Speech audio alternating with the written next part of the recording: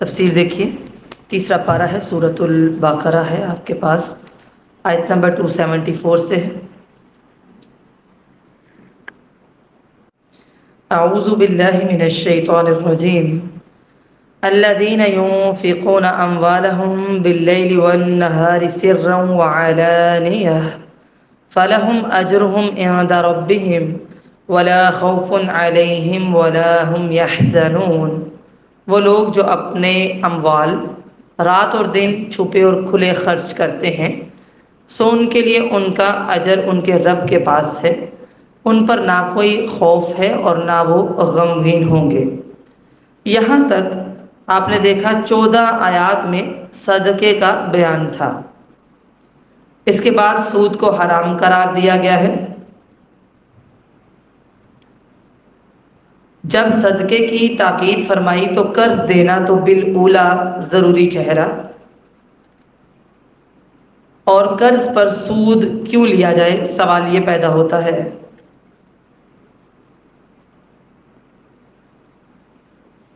وہ لوگ جو دن رات اپنا مال خرچ کرتے ہیں اللہ کی راہ میں، ان کا اجر ان کے رب کے ہاں ہے، اور بہترین اجر کیا ہے، نہ کوئی خوف ہوگا اور نہ وہ غمگین ہوں گے۔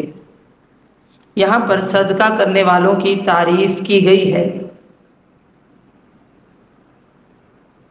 اللہ تعالیٰ نے اپنے ان بندوں کی تعریف فرمائی ہے جو اس کی راہ میں اس کی رضا چاہنے کے لیے رات اور دن کے تمام اوقات میں، پوشیدہ اور ظاہر تمام حالات میں اپنا مال خرچ کرتے رہتے ہیں، حتیٰ کہ انسان اپنے اہل و عیال پر جو خرچ کرتا ہے وہ بھی اسی میں داخل ہے۔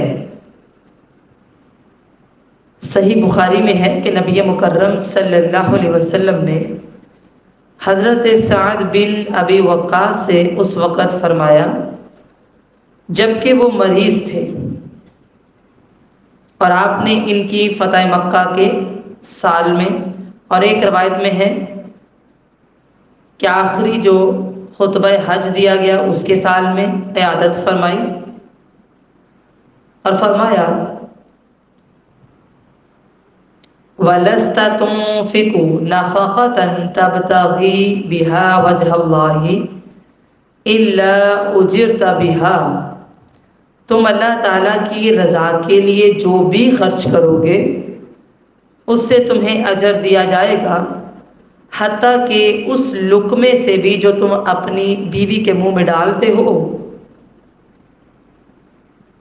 اس سے تمہارے درجے اور رفعت میں اضافہ ہوگا۔ اسی طرح مسند احمد کی روایت ہے، حضرت عبداللہ ابن مسعود روایت کرتے ہیں کہ نبی مکرم صلی اللہ علیہ وسلم نے فرمایا ان المسلم اذا انفق على اہلہ نفقة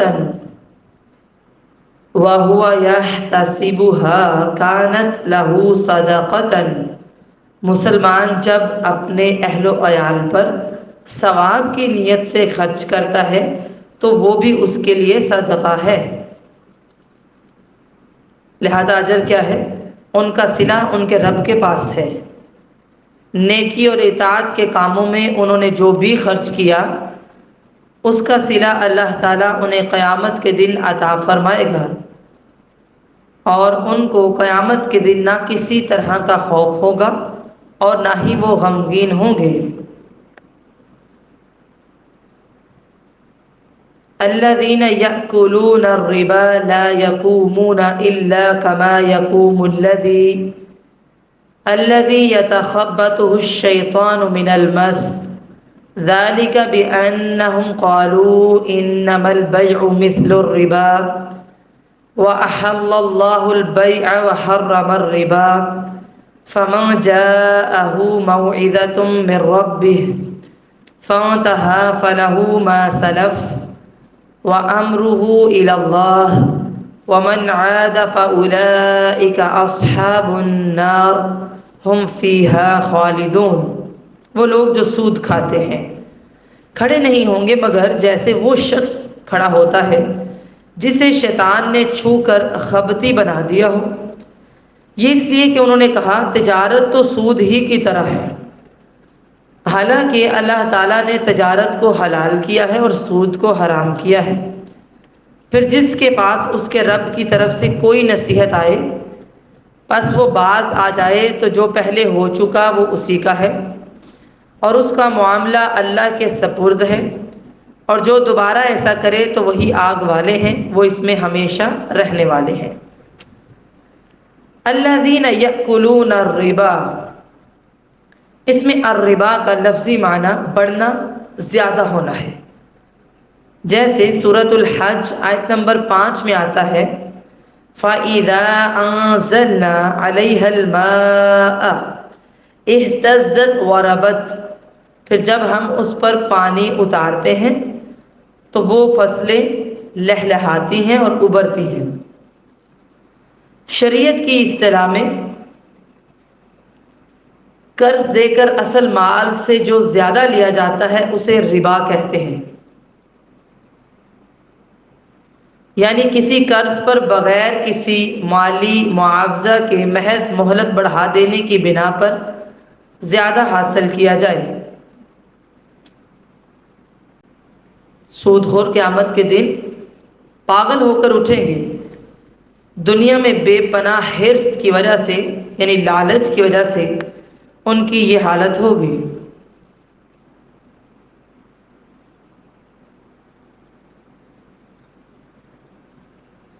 موجودہ بینکنگ کا نظام بھی واضح سود پر مبنی ہے۔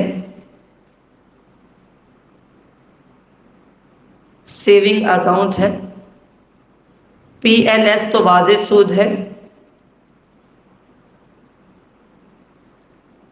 بیمہ انشورنس بھی سود اور جوئے کا مرکب ہے، انعامی بانڈ وہ بھی سود اور جوئے کا مرکب ہے۔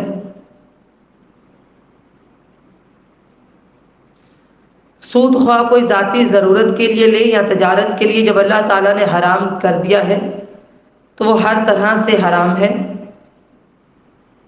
اگر کوئی بچنا چاہتا ہے تو اسے سود کے تمام معاملات سے بچنا ہوگا۔ سورہ آل عمران آیت نمبر 130 میں اللہ تعالیٰ فرماتے ہیں یا ایہا الذین آمنوا لا تأکلوا الربا اضعافا مضاعفہ واتقوا اللہ لعلکم تفلحون، اے مومنو مت کھاؤ سود، کئی گنا دگنا کیا ہوا، اور اللہ سے ڈرو تاکہ تم فلاح پاؤ۔ جب اللہ تعالیٰ نے نیک لوگوں کا تذکرہ کیا جو اللہ کی راہ میں خرچ کرتے ہیں، زکوٰۃ دیتے ہیں اور اسی طرح صدقات دیتے ہیں، تو پھر ان لوگوں کا بھی ذکر کیا جو سود کھاتے ہیں، لوگوں کے اموال کو باطل طریقوں سے کھاتے ہیں۔ ان کے بارے میں بتایا کہ قیامت کے دن جب یہ اپنی قبروں سے نکلیں گے تو ان کی کیفیت یہ ہوگی جیسے وہ پاگل ہوں، اسیب زدہ حالت میں ہوں، جیسے کوئی جن ان سے لپٹ کر ان کو دیوانہ بنا دے، بہت ہی بری حالت میں کھڑے ہوں گے۔ حضرت عبداللہ ابن عباس فرماتے ہیں کہ سود کھانے والے کو روز قیامت اس طرح اٹھایا جائے گا جیسے وہ مجنون ہو اور اس کا گلا گھٹ رہا ہو۔ تفسیر ابن ابی حاتم میں آتا ہے۔ صحیح بخاری میں آتا ہے حضرت سامورہ بن جندب نے نبی مکرم صلی اللہ علیہ وسلم سے ایک طویل حدیث خواب والی بیان کی ہے۔ وہ کچھ اس طرح ہے، کہتے ہیں فَأَتَيْنَا عَلَى نَهَرٍ، پھر ہم نہر پر آئے۔ یہ نبی مکرم صلی اللہ علیہ وسلم نے خواب بیان کی، اور وہ صحابی کہتے ہیں میرے خیال میں آپ صلی اللہ علیہ وسلم نے یہ بھی فرمایا تھا کہ وہ نہر خون کی طرح سرخ تھی، احمر مثل الدم، خون کی طرح سرخ تھی، اور اس نہر میں ایک آدمی تیر رہا تھا. یعنی ایک نہر دیکھی سرخ رنگ کی جیسے خون کی ہو، اس میں ایک آدمی تیرتا ہے. اور اس نہر کے کنارے پر بھی ایک آدمی تھا جس نے اپنے پاس بہت سے پتھر جمع کر رکھے تھے. یہ تیرنے والا شخص جب تک چاہتا تیرتا، اور جب اس شخص کے پاس آتا جو کنارے پر تھا جس نے اپنے پاس پتھر جمع کر رکھے تھے، لہذا وہ بندہ اس کے منہ کو کھولتا اور اس میں ایک پتھر کو داخل کر دیتا. پھر اس کی تعبیر میں بتایا گیا کہ اس سے مراد سود کھانے والا ہے. یہ سزا کیوں ہے؟ اس لیے کہ وہ کہتے ہیں بے شک تجارت سود ہی کی طرح ہے، حالانکہ تجارت کو اللہ تعالیٰ نے حلال کیا ہے اور سود کو حرام. انہوں نے اسے جائز اس لیے قرار دیا کہ انہیں اللہ تعالیٰ کے مقرر کردہ احکام شریعت پر اعتراض تھا، لہذا وہ یہ سمجھتے تھے کہ تجارت سود ہی کی طرح ہے، اور یہ کہتے بھی تھے.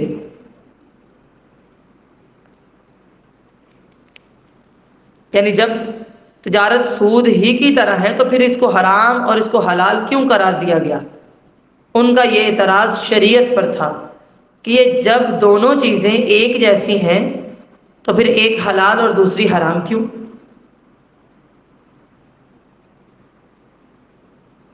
جبکہ اللہ تعالیٰ نے تجارت کو حلال کیا ہے اور سود کو حرام کیا ہے. خرید و فروخت سود کی طرح نہیں ہے.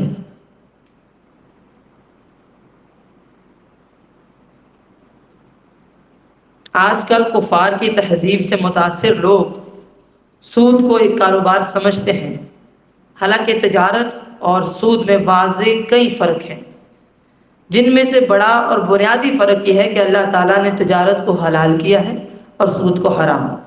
دونوں برابر کیسے ہوئے؟ یہ آپ ٹیبل بنا لیجئے گا. اسی طرح تجارت میں نفع بھی ہوتا ہے، نقصان بھی ہوتا ہے. بزنس میں،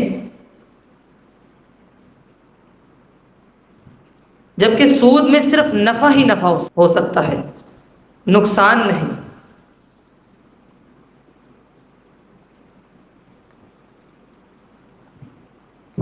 نقصان بالکل نہیں ہوتا. جیسے بینک سے ہر حال میں پوری رقم ہی وصول کرنی ہے جو آئندہ بھی بڑھتی چلی جائے گی.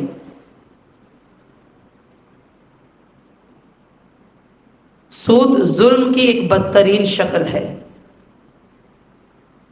تجارت میں محنت لگتی ہے، سود میں محنت نہیں ہوتی. ایک بندہ فارغ ہے، بس وہ منافع حاصل کر رہا ہے.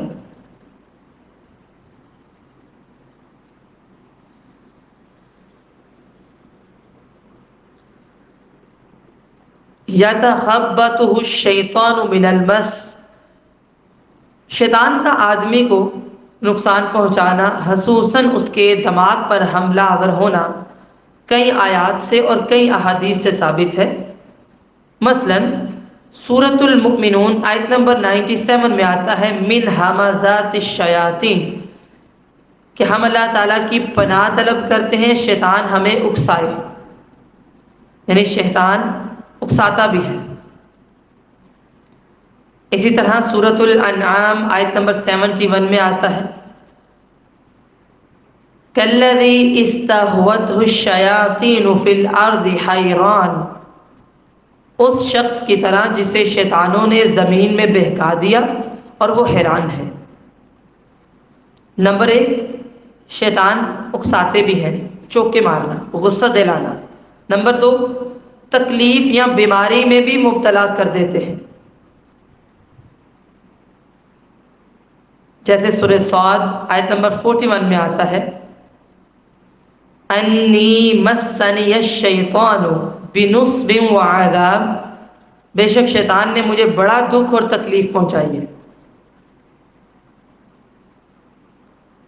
ٹھیک ہے، آپ اس کو پوائنٹس میں لکھیے گا. مثلا سب سے پہلے اکسانا جس میں غصہ دلانا، چوکے مارنا ہے. پھر دوسرا بہکا کر حیران چھوڑ دینا. تیسرا تکلیف یا بیماری میں مبتلا کر دینا. چوتھا بھلا دینا، مثلا کام نیکی کا ہے لیکن بھلا دے. سورۃ الکہف آیت نمبر 63 میں آتا ہے وَمَا أَنسَانِيهُ إِلَّا الشَّيْطَانُ أَنْ أَذْكُرَهُ، اور مجھے وہ بات نہیں بلائی مگر شیطان نے کہ میں اس کا ذکر کروں۔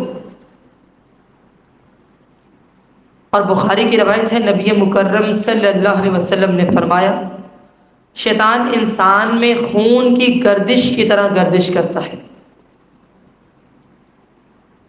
الغرض، شیطان کے انسان کو چھو کر خبتی بنا دینے سے انکار قرآن و حدیث سے انکار ہے۔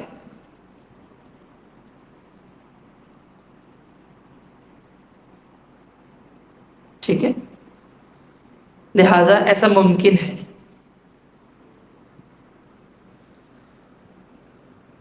فَمَنْ جَاءَهُ مَوْعِظَةٌ مِّن رَّبِّهِ فَانتَهَىٰ فَلَهُ مَا سَلَفَ وَأَمْرُهُ إِلَى اللَّهِ، پھر جس شخص کے پاس اس کے رب کی نصیحت آ پہنچے وہ سود لینے سے باز آ جائے، جو کچھ پہلے ہو چکا سو ہو چکا، اور قیامت میں اس کا معاملہ اللہ کے سپرد ہے۔ یعنی جس شخص تک یہ بات پہنچ گئی کہ اللہ تعالیٰ نے سود سے منع فرمایا ہے اور وہ اس حکم کے معلوم ہونے کے بعد سود لینے سے رک گیا، تو جو سود کا معاملہ اس حکم سے پہلے ہو چکا وہ اسی کا ہے، کیونکہ اللہ تعالیٰ فرماتے ہیں سورۃ المائدہ آیت نمبر 95 میں عفا اللہ عما سلف، جو پہلے ہو چکا وہ اللہ نے معاف کیا۔ کیونکہ صحابہ کرام جب دین اسلام میں آئے تو اس سے پہلے تو کفر میں تھے، کئی ایسے کام ہوتے تھے معاشرے میں، جیسا کہ نبی مکرم صلی اللہ علیہ وسلم نے فتح مکہ کے دن فرمایا، جامع ترمذی کی روایت ہے، صحیح ابن حبان میں بھی آتا ہے، اسی طرح صحیح مسلم میں بھی یہ روایت آتی ہے۔ وہ کیا ہے؟ وَإِنَّ كُلَّ رِبًا فِي الْجَاهِلِيَّةِ مَوْضُوعٌ تَحْتَ قَدَمَيَّ وَأَوَّلُ رِبًا أَدَاءُ رِبَا الْعَبَّاسِ، اور بے شک زمانہ جاہلیت کا سود میرے دونوں پاؤں کے نیچے رکھا ہوا ہے، یعنی ختم ہو گیا، اور سب سے پہلے میں اپنے چچا حضرت عباس کے سود کو معاف کرتا ہوں۔ آپ نے یہ حکم نہیں دیا تھا کہ زمانہ جاہلیت میں وہ جو سود لے چکے ہیں اسے بھی واپس کریں، بلکہ جو پہلے ہو چکا اسے آپ نے کالعدم فرما دیا۔ جو کچھ پہلے ہو چکا اس کا معاملہ اب اللہ کے سپرد ہے۔ یعنی سود کی حرمت کا حکم آنے کے بعد جو سود سے باز آ جائے وہ پہلے جو سود لے چکا ہے اس کا مطالبہ اس سے نہیں کیا جائے گا، البتہ معاملہ اس کا اللہ کے سپرد ہے، وہ اس کے آئندہ طرز عمل، ندامت، توبہ کو دیکھ کر فیصلہ فرمائے گا۔ یاد رہے یہ اس وقت کی بات ہے جب سود کی حرمت کا حکم نازل نہیں ہوا تھا۔ اب سود کی حرمت کو جانتے ہوئے کوئی شخص ساری عمر سود کھا کر آخر میں چھوڑ دے تو وہ مال اس کا نہیں ہو جائے گا، بلکہ اسے چاہیے کہ اصل جو مالک ہیں ان کو لوٹائے، اگر لوٹا نہ سکے تو پھر توبہ اور استغفار کرنا ہوگی۔ وَمَنْ عَادَ فَأُولَٰئِكَ أَصْحَابُ النَّارِ، جو شخص پھر سودی معاملہ کرے جبکہ اللہ کا حکم آ گیا، اب اسے سزا ملے گی۔ وہ سزا کیا ہے؟ وہ ہے آگ۔ یہ سخت وعید ہے۔ نبی مکرم صلی اللہ علیہ وسلم نے لعنت فرمائی ہے سود کھانے والے پر، سود دینے والے پر، سود لکھنے والے پر، سود کے گواہوں پر، اور آپ صلی اللہ علیہ وسلم نے فرمایا وہ سب گناہ میں برابر ہے، مسلم کی روایت ہے۔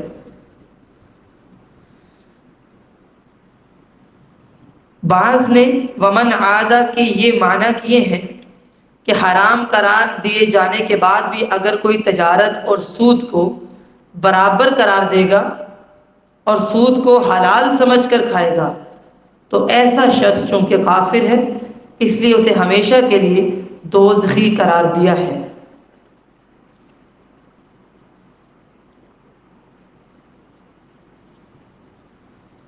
سنن ابی داود میں آتا ہے حضرت جابر رضی اللہ تعالیٰ عنہ روایت کرتے ہیں،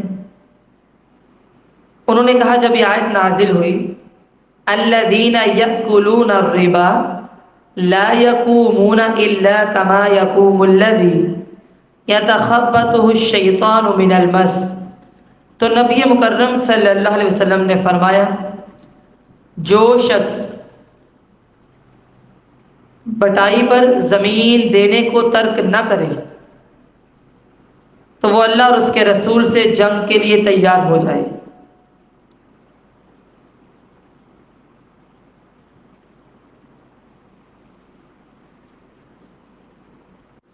اس حدیث کے الفاظ کچھ یوں ہیں، من لم یذر المخابرۃ فلیؤذن بحرب من اللہ ورسولہ۔ اس میں مخابرہ ایک لفظ استعمال ہوا ہے، اس سے مراد کیا ہے؟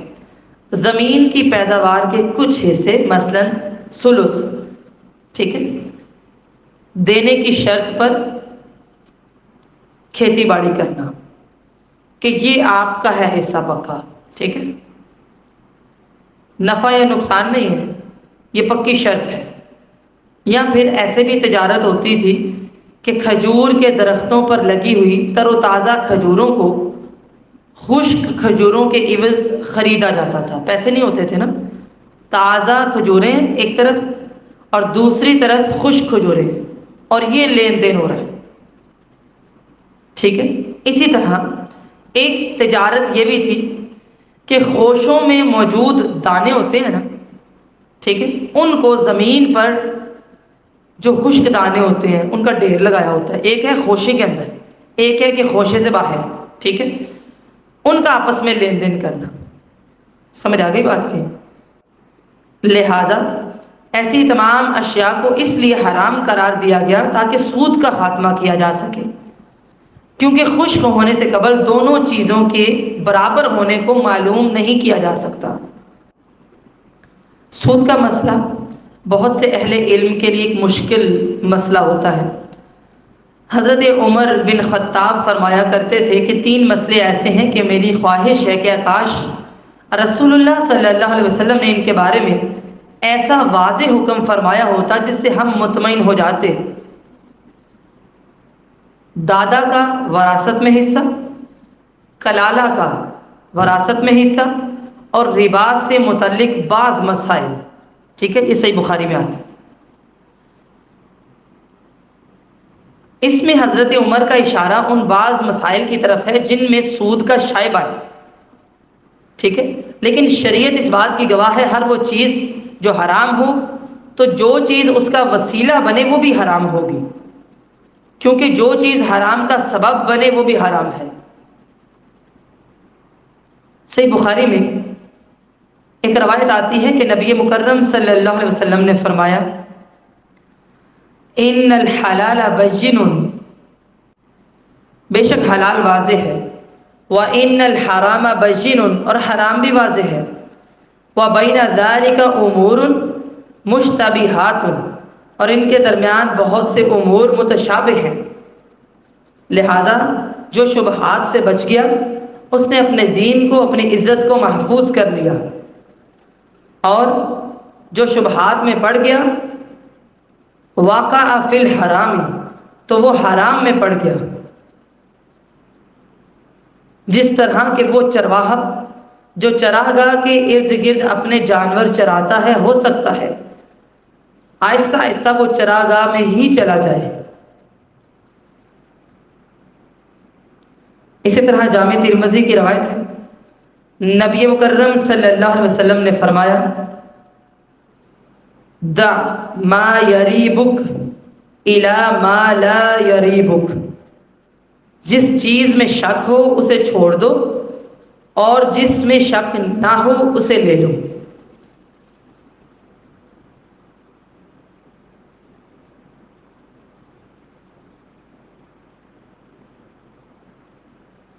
لہذا ہر طرح کے سود کو چھوڑ دینا چاہیے۔ سنن ابن ماجہ میں آتا ہے کہ نبی مکرم صلی اللہ علیہ وسلم نے فرمایا الربا 70 حوبا ایسرها ان ينكح الرجل امه، سود کے 70 درجے ہیں، ان میں سے سب سے کم درجے کا گناہ اس قدر ہے جیسے کوئی اپنی ماں سے نکاح کرے۔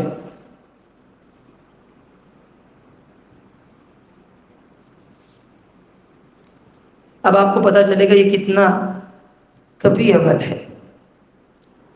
مسند احمد کی روایت ہے، حضرت عائشہ سے امام احمد نے روایت کیا ہے کہ جب ربا سے متعلق سورہ بقرہ کی آخری آیات نازل ہوئیں تو نبی مکرم صلی اللہ علیہ وسلم مسجد میں تشریف لائے اور آپ نے ان کی تلاوت فرمائی۔ پھر آپ نے شراب کی تجارت کو بھی حرام قرار دے دیا۔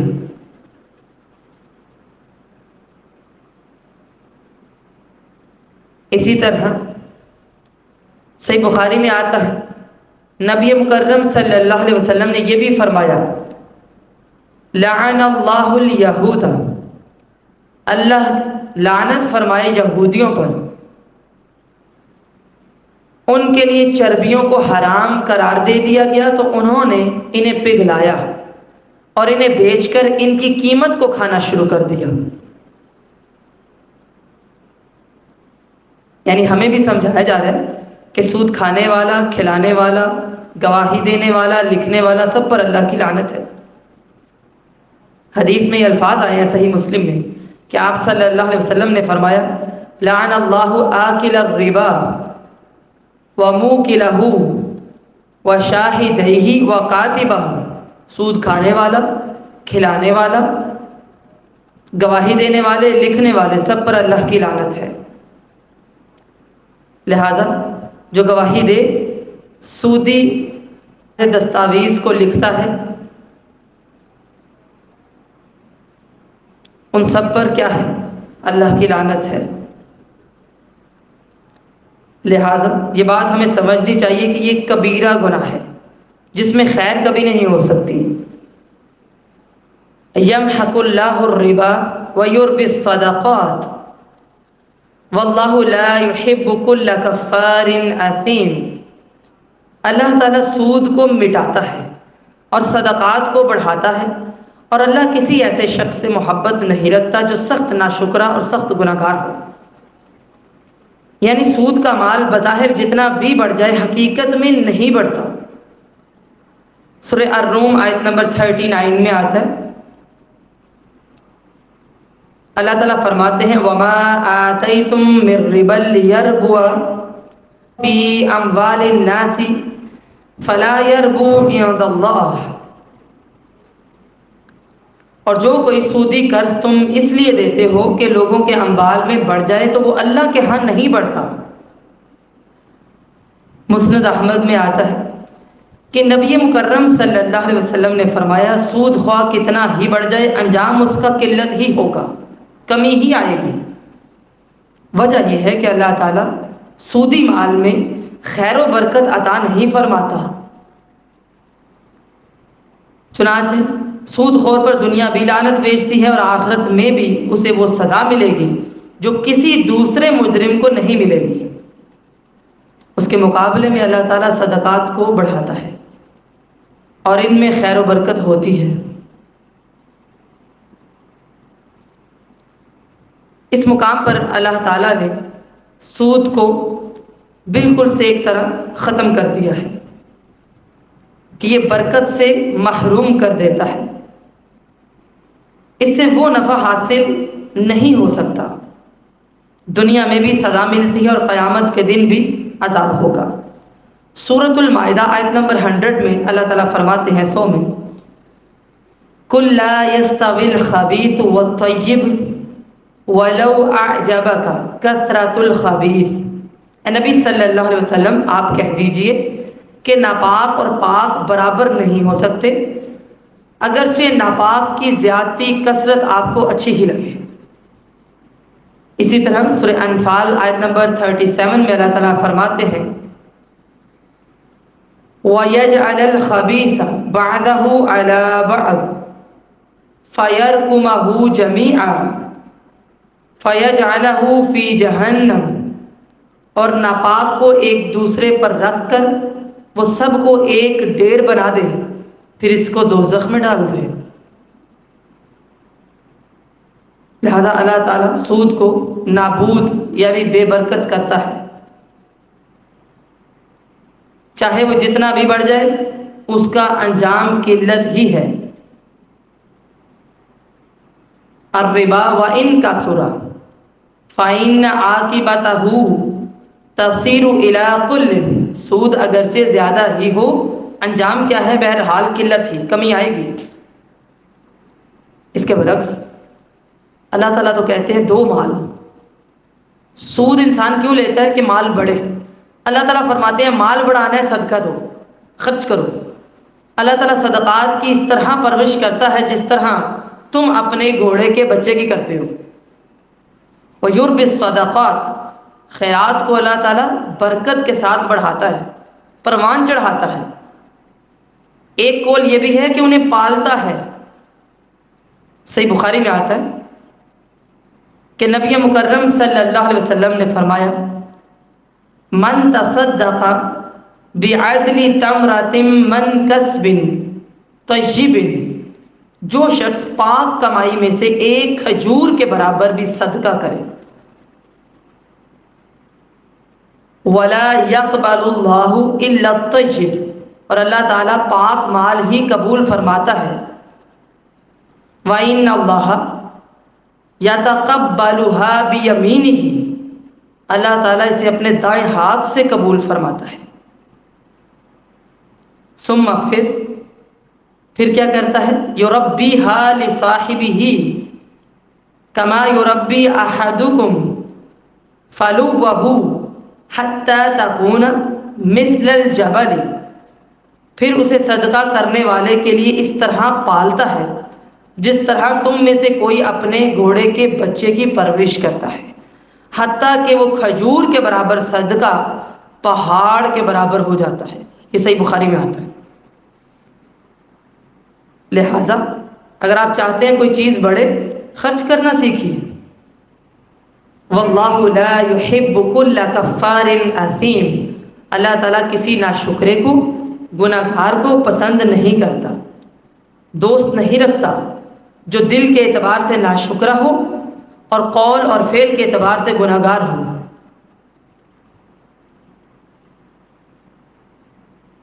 اس آیت کریمہ کا اختتام ان دو صفات پر کیا گیا ہے، ایک کفار اور ایک اثیم۔ ان صفات کی آیت کے مضمون کے ساتھ بہت مناسبت ہے، وہ یہ سود خور اس پر خوش نہیں ہوتا جو رزق حلال اللہ نے اسے عطا فرما رکھا ہے، اور نہ ہی جائز کمائی پر اکتفا کرتا ہے جس کی اللہ نے اجازت دے رکھی ہے، بلکہ وہ باطل طریقے سے لوگوں کے مال کھانے کی کوشش کرتا ہے۔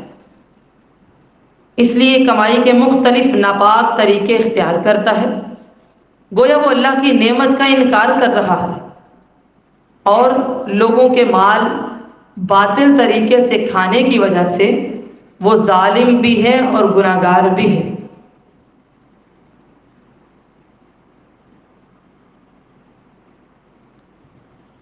جبکہ شکر گزار لوگوں کی اگلی آیت میں اللہ تعالیٰ نے تعریف کی ہے۔ یہاں پر تو فرمایا نا اللہ تعالیٰ پسند نہیں کرتا جو ناشکرا ہے اور گناہ گار ہے، یعنی مالدار ہو کر محتاج کو قرض بھی مفت نہ دے، جب تک سود نہ رکھ لے، یہ نعمت کی سخت ناشکری ہے۔ اس کے برعکس ان الذین آمنوا وعملوا الصالحات واقاموا الصلاة وآتوا الزکاة لهم اجرهم عند ربهم ولا خوف علیہم ولا هم يحزنون، بے شک جو لوگ ایمان لائے اور انہوں نے نیک اعمال کیے اور نماز قائم کی اور زکوٰۃ دی، ان کے لیے ان کا اجر ہے ان کے رب کے ہاں، ان پر نہ کوئی خوف ہوگا اور نہ وہ غمگین ہی ہوں گے۔ اللہ تعالیٰ نے کفر اور ایمان دونوں کا ساتھ ساتھ ذکر کیا تاکہ دونوں پہلو سامنے رہیں۔ ربا کی آیتوں کے درمیان ایمان والوں کا ذکر کرنے کا مقصد یہ ہے ایمان، عمل صالح، نماز اور زکوٰۃ سودی کاروبار سے بچنے کا اہم ذریعہ ہے۔ یہاں پر اللہ تعالیٰ نے اپنے بندوں کی تعریف فرمائی ہے کہ وہ اپنے رب پر ایمان لاتے ہیں، اس کی اطاعت کرتے ہیں، یہی شکر ہے، نماز قائم کرتے ہیں اور زکوٰۃ ادا کرتے ہیں، مخلوق پر احسان کرتے ہیں، ان کا اجر و ثواب اللہ کے ہاں ہے، ان کو نہ کچھ خوف ہوگا اور نہ ہی وہ غمگین ہوں گے۔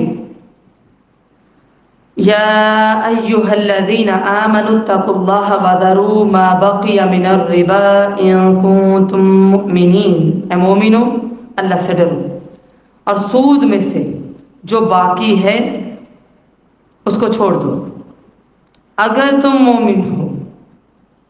اس آیت میں واضح حکم دیا گیا ہے اگر تم مومن ہو تو تمہارا جو سود لوگوں کے ذمے ہے چھوڑ دو۔ معلوم ہوا کہ سود اور ایمان دونوں جمع نہیں ہو سکتے۔ اس آیت کے نازل ہونے کے بعد آپ صلی اللہ علیہ وسلم نے وہ تمام سود باطل قرار دے دیے جو قریش، ثقیف اور دوسرے عرب قبائل میں سے بعض تاجروں کے اپنے قرض داروں کے ذمے باقی تھے۔ فَإِن لَّمْ تَفْعَلُوا فَأْذَنُوا بِحَرْبٍ مِّنَ اللَّهِ وَرَسُولِهِ وَإِن تُبْتُمْ فَلَكُمْ رُءُوسُ أَمْوَالِكُمْ لَا تَظْلِمُونَ وَلَا تُظْلَمُونَ، پھر اگر تم نے یہ نہ کیا تو اللہ اور اس کے رسول کی طرف سے بڑی جنگ کے اعلان سے آگاہ ہو جاؤ، اور اگر توبہ کر لو تو تمہارے لیے تمہارے اصل مال ہیں، نہ تم ظلم کرو گے اور نہ تم پر ظلم کیا جائے گا۔ بحرب میں تنوین تعظیم کے لیے ہے، اس لیے معنی ہے بڑی جنگ۔ آذینا یأذنو باب سین سے ہے، اس کا صلہ اگر لام ہو مثلا آذینا لہو تو اس کا معنی استماع ہوتا ہے، یعنی کان لگانا سننا۔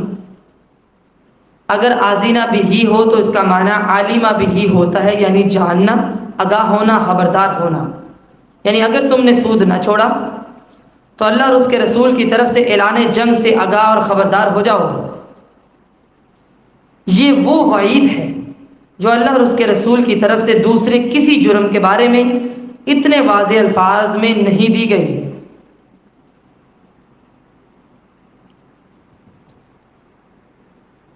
یہاں سے پتہ چلتا ہے یہ کتنا بڑا گناہ ہے۔ سود کھانا اللہ اور اس کے رسول کے خلاف اعلان جنگ ہے۔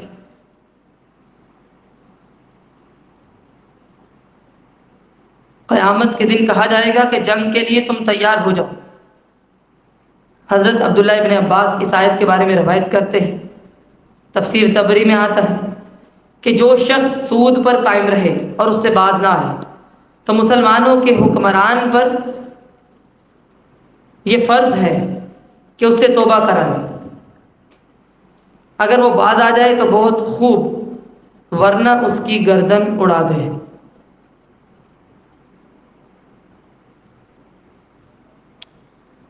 پھر اللہ تعالیٰ نے فرمایا اگر تم توبہ کر لو، سود چھوڑ دو تو تمہارے لیے تمہارے اصل مال ہیں،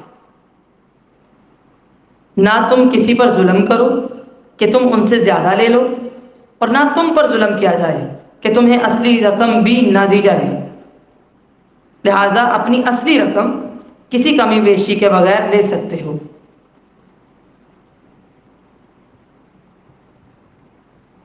لہٰذا سود کو وہیں پر ختم کرنے کا حکم ہے۔ اصل مال سے زیادہ وصول کرو تو یہ تمہارا لوگوں پر ظلم ہوگا، اور اگر تمہیں اصل مال بھی نہ ملے تو یہ لوگوں کا تم پر ظلم ہوگا، اور یہ دونوں چیزیں ہی انصاف کے خلاف ہیں۔ وَإِن كَانَ ذُو عُسْرَةٍ فَنَظِرَةٌ إِلَى مَيْسَرَةٍ وَأَن تَصَدَّقُوا خَيْرٌ لَكُمْ إِن كُنتُمْ تَعْلَمُونَ، اور اگر کوئی تنگی والا ہو تو آسانی تک مہلت دینا لازم ہے، اور یہ بات کہ صدقہ کر دو تمہارے لیے بہتر ہے اگر تم جانتے ہو۔ جاہلیت میں قرض ادا نہ کرنے کی صورت میں سود در سود سے اصل رقم میں اضافہ ہوتا جاتا، جس سے تھوڑی سی رقم ایک پہاڑ بن جاتی اور اس کی ادائیگی ناممکن ہو جاتی۔ آج کل بھی یہی حال ہے۔ اس کے برعکس اللہ تعالیٰ نے یہ حکم دیا ہے، کوئی تنگ دست ہو تو اسے مہلت دے دو، اگر قرض بالکل معاف کر دو بہت اچھا ہے، اور حدیث میں اس کی فضیلت بھی آئی ہے۔ نبی مکرم صلی اللہ علیہ وسلم نے فرمایا، مسند احمد کی روایت ہے، سنن ابن ماجہ میں بھی آتی ہے۔ روایت کے الفاظ کیا ہیں؟ من انذر معسرا فلہ بکل یوم مثلہ صدقۃ، جس شخص نے کسی تنگ دست کو مہلت دی تو اسے ہر دن اس قرض کے برابر صدقے کا ثواب ملے گا۔ پھر میں نے آپ صلی اللہ علیہ وسلم کو یہ فرماتے ہوئے بھی سنا، من انذر معسرا فلہ بکل یوم مثلہ صدقۃ، کہ جس نے کسی تنگ دست کو مہلت دی تو اسے ہر دن اس قرض سے دوگنا یعنی 2 گنا صدقے کے برابر ثواب ملے گا۔ میں نے عرض کیا، اللہ کے رسول صلی اللہ علیہ وسلم، میں نے آپ کو ارشاد فرماتے ہوئے سنا ہے، جو شخص کسی تنگ دست کو مہلت دے تو اسے ہر دن اس قرض کے برابر صدقے کا ثواب ملے گا۔ پھر میں نے یہ بھی سنا ہے کہ جو شخص کسی تنگ دست کو مہلت دے تو اسے ہر دن دوگنا صدقے کا اجر ملے گا۔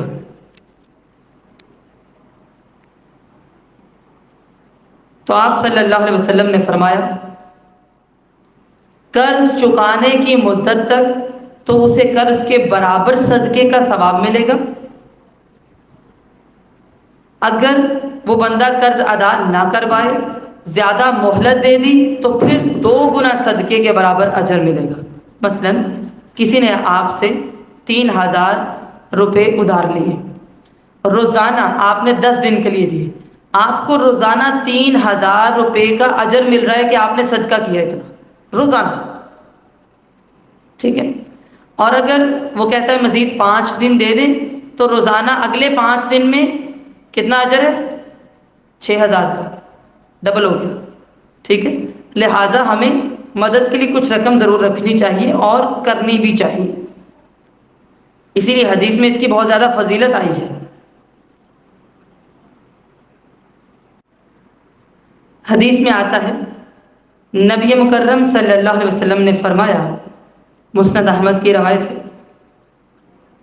من نفس عن غریمہ او محا عنہ کان فی ظل العرش یوم القیامۃ، جس شخص نے اپنے مقروض کو مہلت دی یا اسے قرض معاف کر دیا تو وہ قیامت کے دن عرش الہی کے سائے میں ہوگا۔ یہ صحیح مسلم میں بھی آتی ہے روایت۔ اسی طرح صحیح بخاری کی حدیث ہے، نبی مکرم صلی اللہ علیہ وسلم نے فرمایا، ایک آدمی کو اللہ تعالیٰ لائے گا اور پوچھے گا، ماذا عملت لی فی الدنیا، تو نے دنیا میں میرے لیے کیا عمل کیا؟ تو آدمی کہے گا، ما عملت مثقال ذرۃ من خیر ارجوک بہا، میں ذرہ برابر بھی نیکی کا کام نہ کر سکا جس کی آج تجھ سے امید کر سکوں۔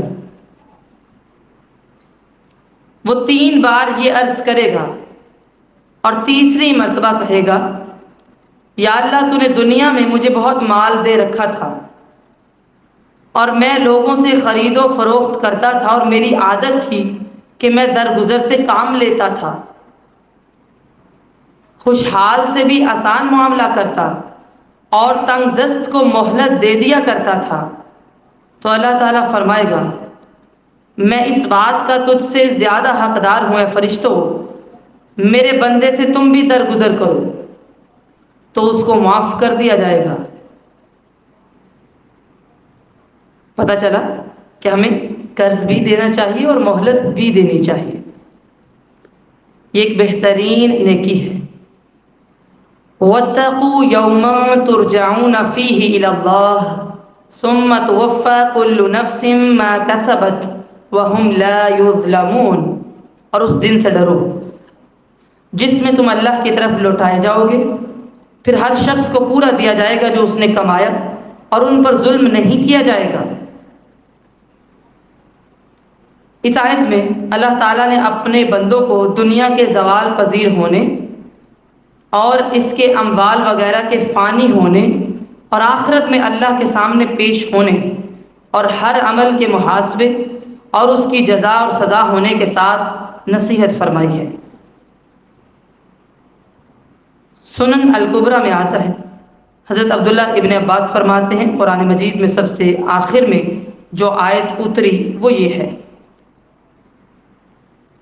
کہ اللہ تعالیٰ نے اپنے بندوں کو نصیحت کی ہے، سمجھایا ہے کہ اللہ کی طرف رجوع کرو، ہمیشہ اپنا محاسبہ کرو، اس دن سے ڈرو جب تم اللہ کے حضور لوٹائے جاؤ گے، اسے پورا پورا بدلہ ملے گا جو اس نے عمل کیے ہیں، اور کسی کو کچھ نقصان نہ ہوگا۔